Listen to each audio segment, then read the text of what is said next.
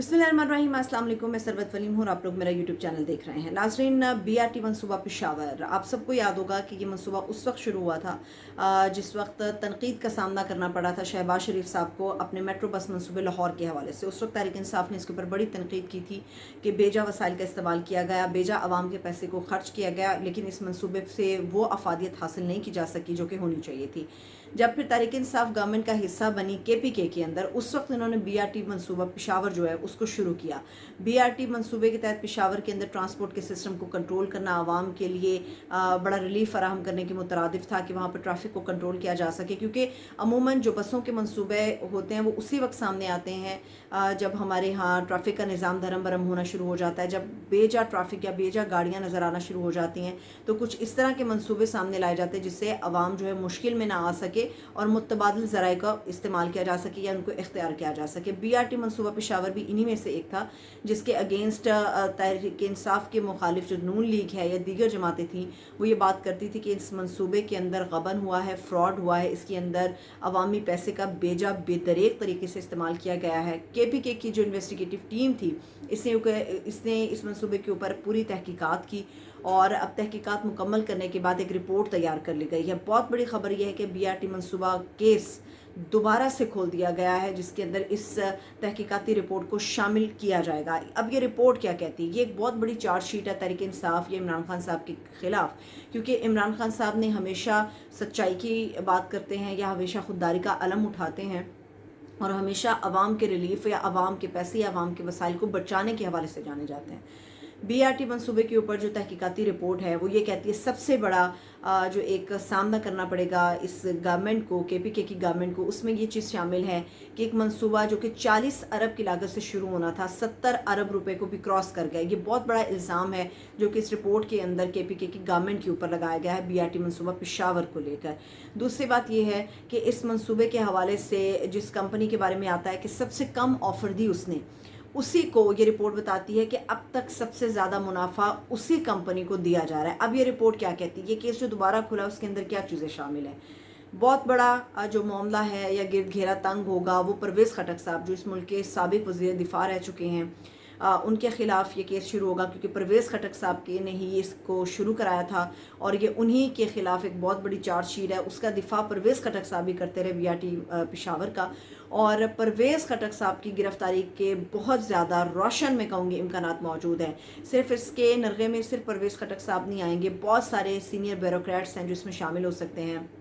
इसके अलावा बहुत सारे सूबाई वज़ीर हैं जो कि जेल के पीछे आ सकते हैं, जेल की सलाखों के पीछे आ सकते हैं, और ख़ास तौर पे वो ठेकेदार जो इन मामलात को लेकर आगे थे वो ठेकेदार भी पकड़े जा सकते हैं, उनकी गिरफ्तारी का भी बहुत ज़्यादा इम्कान मौजूद है। इसमें यह है कि सड़क को खुला करना है कि जैसे मैंने बताया कि इस किस्म के मंसूबे उस वक्त सामने आते हैं जब आपने अवाम को रिलीफ देना हो। बसों के हवाले से इस किस्म के पुल तब तामीर किए जाते हैं। सड़क को खुला करने का मंसूबा ऑलरेडी मौजूद था जिसके ऊपर तहकीकाती रिपोर्ट कहती है, उसके बावजूद बीआरटी पेशावर के मंसूबे को शुरू करने का मकसद समझ से बालातर है। इस मंसूबे की ज़रूरत नहीं थी क्योंकि सड़क को खुला करने का मंसूबा इसमें ऑलरेडी मौजूद था। इस मंसूबे के हवाले से कहा जाता है कि इसमें फ्रॉड है, फ्रॉड किया गया है। अब उस फ्रॉड की नौइयत क्या है, बहुत सारी डिटेल्स आपके साथ मैं शेयर करती चली जाऊँगी। और इसके अलावा ये है कि ये फ्रॉड ठेकेदारों के साथ बाकायदा मनसूबाबंदी के तहत किया गया। इसमें कभी भी हमारे कोई भी मामलात होते हैं, हमारा अपना घर तामीर हो रहा होता है या हम किसी भी मंसूबे की बात करते हैं, ठेकेदार को जो अदायगी की जाती है, जो अमाउंट दी जाती है, वो हमेशा मंसूबा मुकम्मल होने के बाद दी जाती है। मगर इस मंसूबे के अंदर ठेकेदार को अदायगी मंसूबा मुकम्मल किए बगैर बहुत पहले ही अदा कर दी गई, जो ये साबित करती है कि इसके अंदर कुछ फिशी है, कुछ इस तरह का है जो नुकसानदेह है, या कुछ इस तरह का है जो आवाम के लिए सही नहीं था। आवाम के पैसे का बेदरेग इस्तेमाल किया गया, जानबूझकर इस मंसूबे को डिले किया गया, जानबूझकर इस मंसूबे की लागत में इजाफा किया गया। बीआरटी मंसूबे के हवाले से जो क्लेम तहरीक इंसाफ ने किया था, उन्होंने कहा था कि हम 6 महीने के अंदर एक ज़बरदस्त किस्म का ये बस ट्रांजिट मंसूबा जो है इसको सामने लेकर आएंगे। मगर 6 महीने क्या कई साल गुजर गए, उसके बावजूद भी डिले होता रहा, डिलेइंग टैक्टिक्स इसके अंदर इस्तेमाल होते रहे, जिसकी वजह से इसकी लागत 40 अरब से बढ़ के 70 अरब रुपए को क्रॉस कर गई है। बहुत सारे सीनियर वज़रा अब इसकी गिरफ्त में आने वाले हैं। परवेज़ खटक साहब को ऑलरेडी मैं आपको बता चुकी हूँ कि वो भी इसके अंदर आने वाले हैं। تو اب دیکھنا یہ کہ ہوگا کیا، کیونکہ اگر آج ہم توہین عدالت کیس کے حوالے سے عمران خان صاحب کی اسٹیٹمنٹ کو سامنے رکھتے ہیں، یا ہم اس کے ساتھ ایڈیشنل اٹارنی جنرل کی سامنے رکھتے ہیں اسٹیٹمنٹ کو، تو اس میں ہر کیس کے اندر مخالفین کا حوالہ دیا جاتا ہے۔ خان صاحب کے کیس کے اندر بھی طلال چودھری اور دیگر کا حوالہ دیا گیا کہ ان کو سزائیں ہوئی تھی اس کیس میں، مگر عدالت نے توہین عدالت میں ان کو بری کر دیا ہے۔ مگر جب اب پشاور کا یہ بی آر ٹی کیس دوبارہ کھل گیا ہے، تو اب دیکھنا یہ کہ تحریک انصاف کیا ایج حاصل کر سکے گی، کیا اسے ریلیف مل سکتا ہے یا کیا وہ سپیس حاصل کرے گی اس بنیاد کے اوپر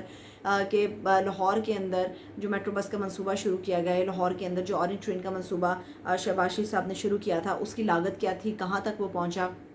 عوام کے پیسے کا کس طرح سے بے دریغی استعمال کیا گیا۔ کیا یہ دیکھنا ہوگا کہ گرفتاریاں اس کیس میں آتی ہیں تو میٹرو بس کے منصوبے کو یا اس کیس کے حوالے سے چیزیں سامنے آتی، اس کو ری وزٹ کرنے کے بعد منصوبے کی کیا شہباز شریف یا ان کے دیگر جو لوگ ہیں کیا وہ پکڑ میں آئیں گے، اب یہ دیکھنا ہوگا۔ بظاہر پاکستان کی سیاست میں ایسا لگ رہا ہے کہ ایک دوسرے کے خلاف اس قسم کے کیسز کو اوپن کر کے یا اس دوسرے کے خلاف اس قسم کے منصوبوں کا پوسٹ مارٹم کرنے کے بعد اب پاکستان کی جیلوں کو بھرنے کی تیاری کی جا رہی ہے۔ ہم سب کو یاد رکھنا چاہیے کہ بی آر ٹی منصوبہ جو پشاور ہے،